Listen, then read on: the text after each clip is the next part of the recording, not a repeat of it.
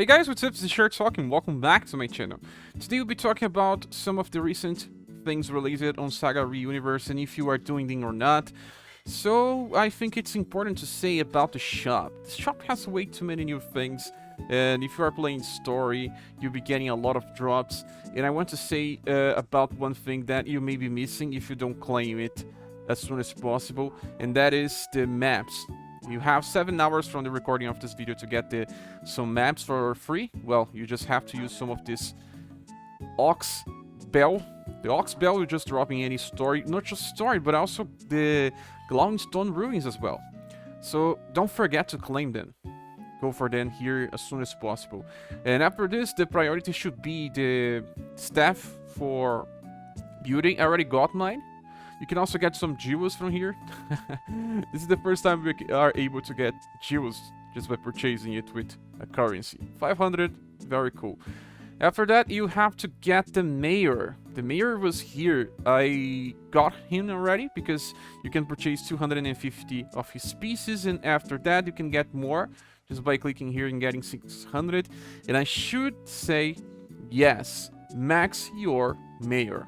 I'll be explaining on this video why this guy is important for future strategies.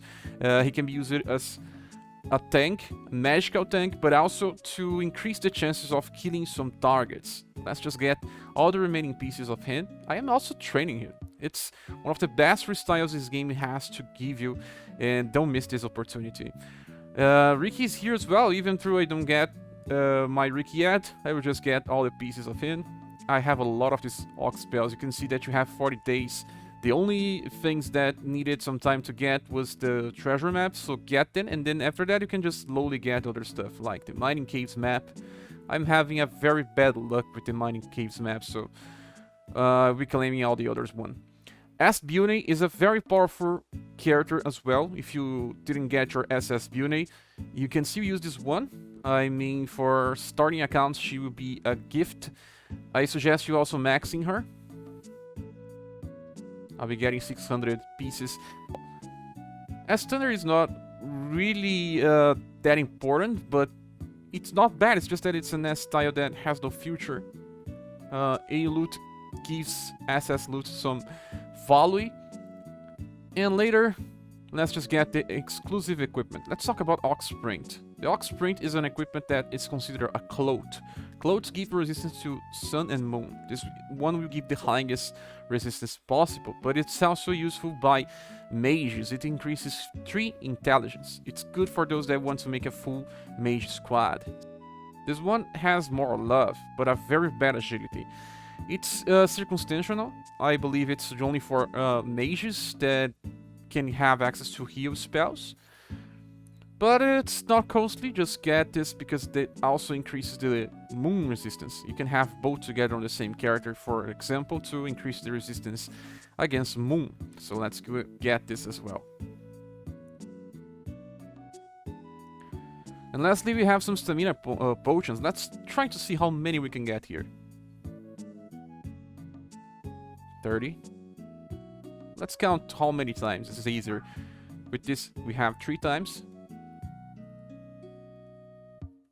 4 times. 5 times. And it's only 5 times. Let's go to formation exchange now. As you can see, we have a new formation called Enema String.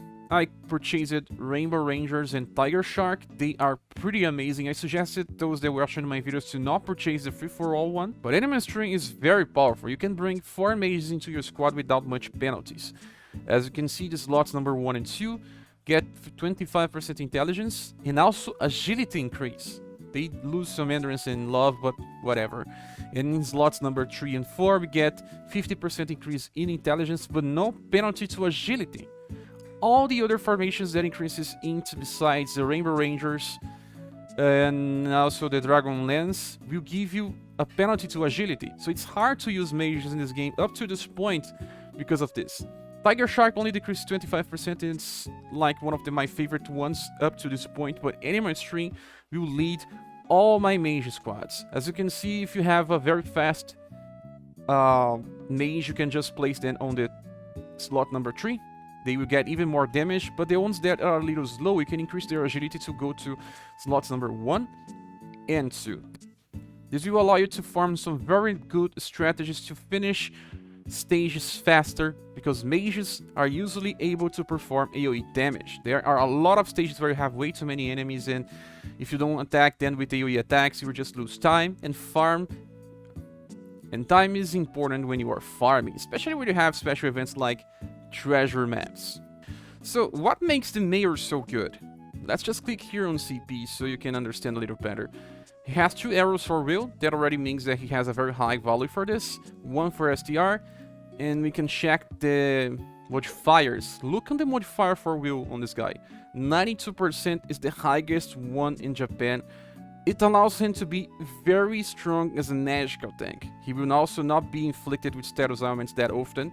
And he has respectable STR and 48 on endurance with 15 points plus. That means that he can also receive some physical damage, but he's the king of will. He will receive very low damage and also hardly be affected by status ailments. Not just because of the raw status, because of his passives that further increase this as well. As you can see, the first passive will increase his will by a large effect. The large effect is 20%. This is on the start of the new round. Second passive, Champion of Insults, has him enter a taunt stance for 4 turns with a large effect. Usually large effects means 15%, but on our SaGa they are saying that it's medium and only 10%. So I don't know if they changed this for global. If they change it, it will be 15. And that is already very high. So if you place him in a Tiger Shark formation, he will increase the chance of being attacked to very, very high levels. The other characters will hardly be attacked. Its burn 4 will, on the start of a round, reduces a random enemy will by a very large effect. So this is useful for you to inflict status ailments, to insta-kill targets, or to try to inflict status ailments for waves with only one enemy that has some resistances. Even in some challenges, you can bring him to the first turn and then just build up your status if you have Narwhal's Daughter, so that he debuffs the enemy on the first turn, so that you already have a good chance to inflict the status ailments, and then on the next turns you at least have a buff, so that you don't need this burn 4 anymore. It's only for the first turn, but the start where you can inflict the status ailments to a boss. So this has a very, very high value. And now I'll look into his skills. The first is Mayor Groove. He recovers HP, doesn't say the value, but it uses 1 LP like most healing spells. It has a 4 BP cost, so you can reduce it to 3 and use it anytime you want, while you still have LP. And it will also increase his will. It increases by up to 25% increase. That is very, very, very high. The second one is Rat King. It's an AoE attack for blunt damage, and a pretty funny attack actually. If you played runs in SaGa 3, you will understand the reference.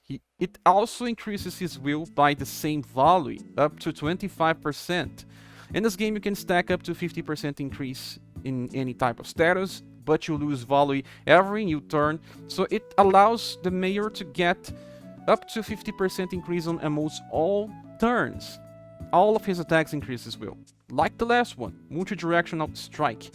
This one can be reduced to 8 BP. It's very similar to some attacks like Dragon's Fury from Liz that can be reduced to 8, and you can use it twice in a 3-turn fight. It's interesting because it's the lowest you can get right now for double S power. He's not made for damage, but there will be times where you have a little more BP and you can use this without feeling guilty. That is also because it increases his will by 40%. 40.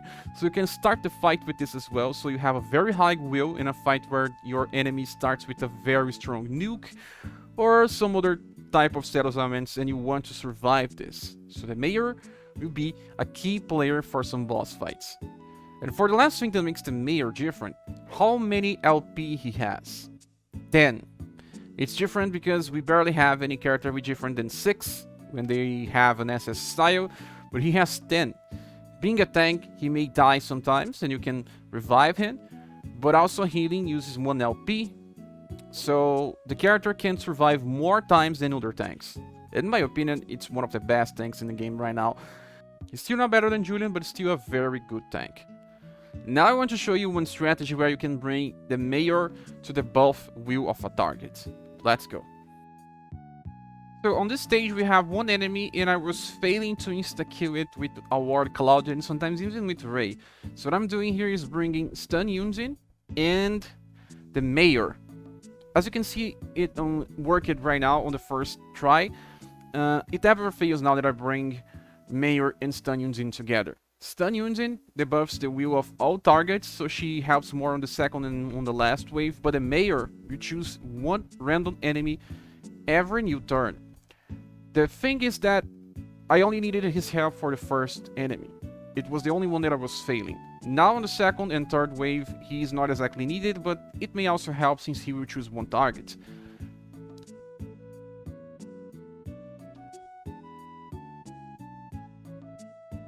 Sometimes my Yunjin attacks first, don't worry. Hard to deal with her insanely high agility. As you can see, all my attacks are being insta-kill and they are working.